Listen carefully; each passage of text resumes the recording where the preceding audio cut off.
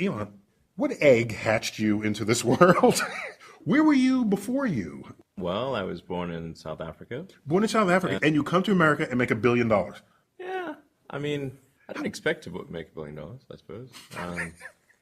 I grew up in South Africa, honestly, seeing a lot of the same TV and movies and reading comic books, and it really didn't feel all that different from, say, Southern California, honestly. So you You had a know? kind of baptism into American pop culture at the time. Yeah, yeah. I ate a lot of hamburgers and went to steakhouses and read like every comic book. So my father brought me on a trip to the United States when I think I was about 10. I remember it was a really awesome experience because the hotels all had arcades. So my number one thing was when we went to a new hotel or motel or whatever it is, go to the arcades. And so they had Forget any other services. yeah, Forget whether they had bed bugs. You're looking for arcade games. yeah. What did video games do for you? I mean, they're incredibly engaging, and they made me want to learn how to program computers. Because then I thought, well, I could make my own games, and then I could also, I wanted to see how the games work. Like, how did you create a video game? That's what led me to learn how to program computers. So you became Yeah. a programmer. Yeah, so I had one of the first video game consoles. It didn't even have cartridges. It had like 4 games that you could play, and you could like pick one of the 4 games you could play. That was it. And then it went from there to the original Atari, and then the television. And then I was in a store and saw the Commodore VIC-20. And I was like, holy crow, you can actually have a computer and make your own games. I thought this was just one of the most incredible things possible. Took all of my saved allowance and then hounded my father until we got the Commodore VIC-20. And then it came with this manual on how to program in BASIC, which I sort of spent all night, several days in a row, just absorbing that. And On your own. No one forced you. no, I would never This be is forced to. self-motivated. I got to know this. This is good Yeah. for me. I must have been like 9 or 10 or something. So you're fluent in BASIC at age 9 or 10. Yeah. I kind of got OCD on the thing. Maybe it's not technically OCD, but I certainly got obsessive. Let me put that, at least the O part. So programming is Nothing power. else. You get to control something. Yeah, you can construct a little universe. And when you first do it, you're like, wow, this is incredible. You can actually make things happen. Like you type these commands and then something happens on the screen. That's pretty amazing. When I was in college, I sort of thought, well, what are the things that are most going to affect the future of humanity? And electric cars, solar power, essentially sustainable Most people are thinking, consumption. I just want a job when I get out. And you're trying to reshape humanity as an undergraduate. I mean, in America, it's pretty easy to keep yourself alive. So, I mean, my threshold for existing is pretty low. I mean, I figured I could like be in some dingy apartment with my computer and be okay and not starve. In fact, when I first came to North America, I was in Canada when I was 17. And just to sort of see what it takes to live, I try to live on $1 a day, which I was able to do. Wow. You sort of just buy food in bulk at the Yeah, yeah. supermarket. Rice and beans and Yeah, I went more for the hot dogs. okay. Hot dogs and oranges. But you do get really tired of hot dogs and oranges after a while. And we can also pasta and a green pepper and a big thing of sauce, and that can go pretty far too. So I was like, okay, if I can live for $1 a day, then at least from a food cost standpoint, well, it's pretty easy to earn like $30 in a month, So, yeah, I would think. so it'll probably be okay. Okay, Yeah. so that allowed you I- to not have to worry about money Yeah, because you well- did the experiment. Yeah, I did the experiment, exactly. So this was an important psychological, philosophical anchor for you. Not to Yeah. put words in your mouth, but that's a starting point to launch anywhere you want to go. Yeah, absolutely. And so now you've got a baseline, a life baseline from which to go new places, intellectually, psychologically, financially. So what came first? Thoughts of an electric car or thoughts of space? When you're starting out in college, like in your freshman, sophomore year, like you have these sort of sophomoric philosophical wonderings. And I try to think of, okay, what are the things that seem to me would most affect the future of humanity? There were really 5 things, 3 of which I thought would be interesting to be involved in. The 3 that I thought would definitely be positive would be the internet, sustainable energy, both production and consumption, and space exploration, more specifically, the extension of life beyond Earth on a permanent basis. And then although I never thought I would actually be involved in that. That was simply something I thought that was important in the abstract, but not something I thought I would ever have an opportunity to be involved in. And then the 4th one was artificial intelligence, and the 5th one was rewriting human genetics. These were just the 5 things that I thought would most affect the future of humanity. When I started out, my goal was to do a philanthropic mission with the intent of increasing NASA's budget. That was my goal. I was confused as to why we'd not yet sent a person to Mars. It seemed like this was obviously the goal after the moon, and we'd not made progress on that. And when it became clear that paper was going to get sold, a friend of mine asked me what I'm going to do next, and I said, well, I don't know what I'm going to do next, but I'm always curious about what's going on with space and why have we made progress. I just wonder when we're going to send a person to Mars. So I went on the NASA website and I couldn't find a date. I was like, well, maybe it's here somewhere and I just can't find it. The date that NASA wants to land on Mars. Yeah, there's got to be like some schedule or something. You're looking for that. Game plan, or it's this date, even if it's far in the future, and it was not to be found anywhere. And anyways, I sort of started learning about that back history, and I thought, well, okay, maybe there's something that I can do to send a small mission to the surface of Mars that would get the public excited. And as a result of that public excitement, NASA's budget would be increased, and we could resume the process of sending people to Mars. Essentially, So you thought you can do that with your lousy $1 billion? no, I didn't have $1 billion at that time. Okay. I had about 180 million, still a lot.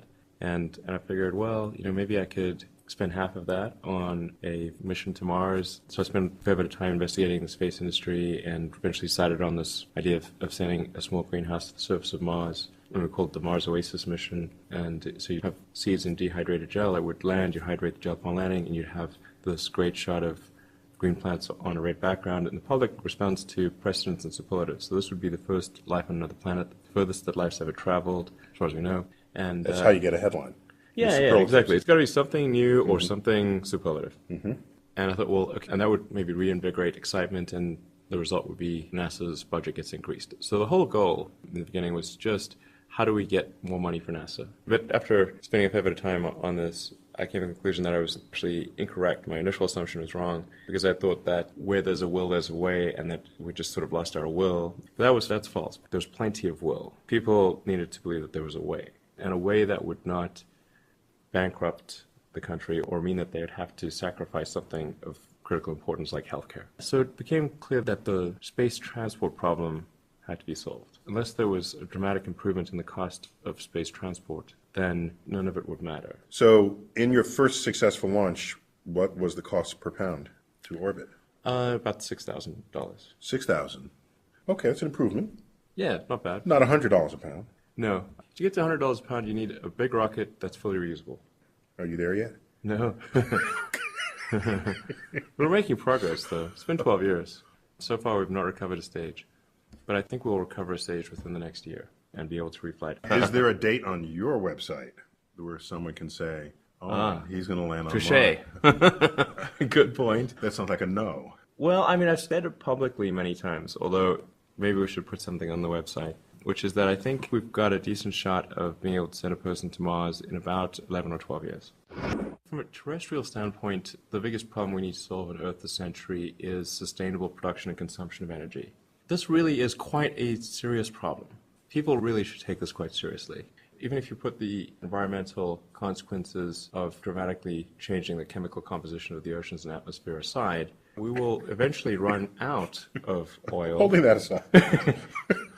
Well, if we don't find a solution to burning oil for transport, and we then run out of oil, the economy will collapse and civilization will come to an end, or as we know it. With or without global warming. Yeah, with that, exactly. I mean, and so if we know that we have to ultimately get off oil no matter what, we know that that is an inescapable outcome.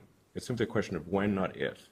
Then why would you run this crazy experiment of changing the chemical composition of the atmosphere and oceans by adding enormous amounts of CO2 that have been buried since the Precambrian era? That's crazy. That is the dumbest experiment in history by far. I mean, promise, it's not can even you think of a dumber experiment? I honestly cannot. What good could possibly come of it?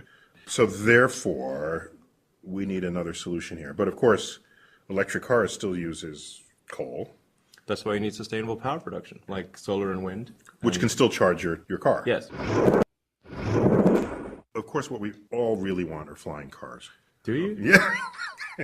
Actually, let me ask you. So, are you sure you want a flying car? No, but it looks Okay. cool. It does look cool. I mean, whenever you see sort of cities and like some futuristic concept, they always throw the flying car in there. And You can't tell me you never thought of it. no, I've thought a lot about it. Yeah, okay. And there's some people I know that are working on flying cars or flying personal transport devices, if you will. Hoverboards. There are people working on hoverboards. But I mean, I sort of wonder. After the interview, you can show me your hoverboard room, okay? I know somebody's won't working tell- on a hoverboard. I won't tell anybody. The microphone is on mute now, so Okay. you can tell. Just between us. It's awesome. I'm debating, like, should there be flying cars or shouldn't there be flying cars? I'm of two minds on that, because if there are flying cars, then, well, obviously you have added this additional dimension where now a car could potentially fall on your head and will be susceptible to weather. And of course you'd have to have a flying car where it would be like an autopilot, because, I mean, otherwise, forget it. You don't want people navigating. Yeah, it's got to be, flying. it's got to be autopilot. But even in an autopilot scenario, and even if you've got redundant motors and blades, you've still gone from near zero chance of something falling on your head to something greater than that. And there's also a noise challenge. So I sort Yeah, of we don't know how want- to fly quietly. Right. Yeah. Okay, so I'll wait it out some more. Something that I do think would definitely help a lot in cities is more tunnels. Essentially with a flying car, you're talking about going 3D. And there's a fundamental flaw with cities where you've got dense office buildings and apartment buildings and duplexes, and they're operating on 3 dimensions, but then you go to the street and suddenly you're 2-dimensional. Because it's a surface. Yeah, This is how New York City solved this with the subway, going Right. underneath multiple layers of subway. Right. So we are actually traveling in 3 dimensions, but below the ground rather than in the air. But I think if you were to extrapolate that to cars and have more car tunnels, then you would alleviate congestion completely. In And you cities. wouldn't need the flying car. You would not need a flying car in that case. And it would always work even if the weather's bad. And It would never ice up. It would never ice up, and it would not fall on your head. So We're going it to get seems- started on that right away. I mean, I'm quite worried about artificial superintelligence these days. I think, and I've said this publicly, I think it's maybe something more dangerous than nuclear weapons. So we should be really careful about that. If there was a very deep digital superintelligence that was created that could go into rapid recursive self-improvement in a non-logarithmic way, then, that was... And it's self-learning. Yes. So like it just could reprogram itself to be smarter and iterate very quickly and do that 24 hours a day on millions of computers.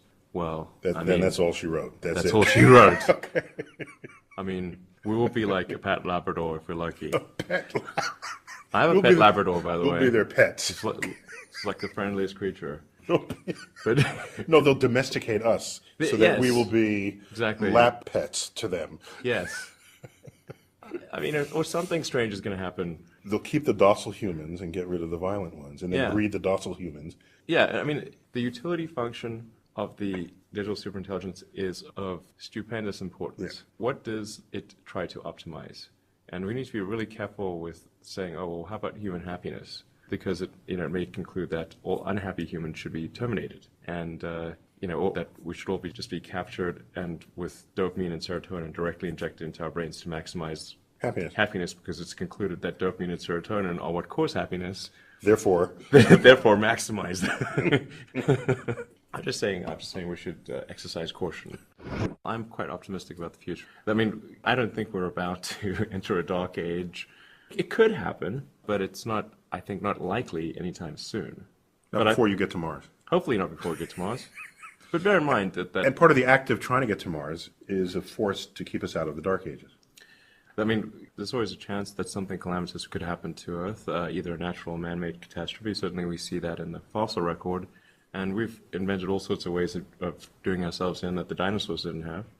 And we haven't managed to solve the asteroid problem. So, therefore, our risk is higher, okay? I'm sure people realize this. If you haven't solved the problems that have caused the prior extinctions and you've added new ones, you've not improved the situation. And that's sort of where we are right now.